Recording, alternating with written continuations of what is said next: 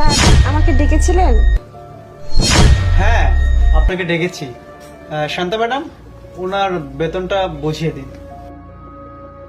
কিরে প্রিয়া, তুই আসলি, তোর বাবা আসলো না কেন?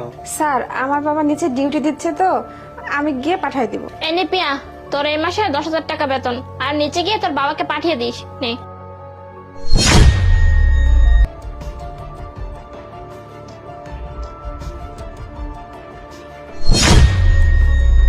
ম্যাডাম এখানে তো 10,000 টাকাই আছে। হ্যাঁ, 10,000 টাকাই তো। কিন্তু ম্যাডাম আমি আর আমার বাবা যখন এই কোম্পানিতে চাকরির জন্য জয়েন করি তখন তো আমাদের বেতন ধরা হয়েছিল 15,000 টাকা। তারপরে আপনারা এক সময় বললেন যে কোম্পানির নাকি এখন খারাপ সময় যাচ্ছে, এর জন্য আপনারা প্রতি মাসে আমাদেরকে 10,000 টাকা করেই দিচ্ছেন।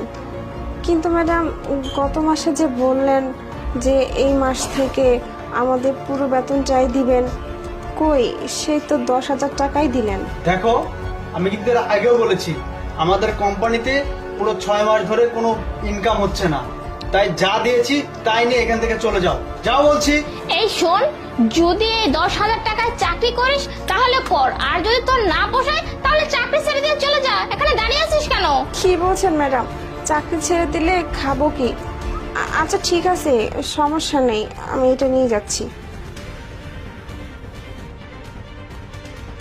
আরে স্যার, আপনার মাথায় তো দেখতে পাচ্ছি অনেক বুদ্ধি, মানে আপনি 7-5 বুঝ দিয়ে ওকে বিদায় করে দিলেন আর বললেন আমাদের কোম্পানিতে লস যাচ্ছে।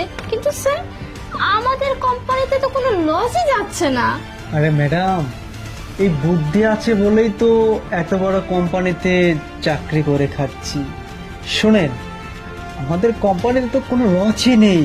ওদের বাবার মেয়েকে আমরা আরো 1 বছর লসের ঘাটতি বুঝাবো, দেখাবো।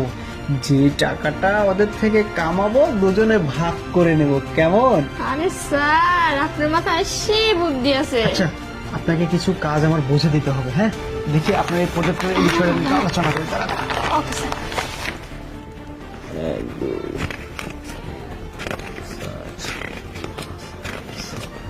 7, 8, 9, 10। স্যার, এখানে তো 10,000 টাকা আছে। হ্যাঁ, বেতন যেটা সেটাই তো দিয়েছি, 10,000 টাকা।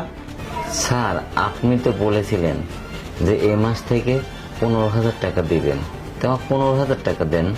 এই ছোট লোক, তুই আর তোর মেয়ে ঠিক এমনটাই, মানে বেতন নিয়ে শুধু কারাকারি। এই অফিসে যে লস যাচ্ছে সেটা কি তোর একটাবার ভেবেছিস? অফিসের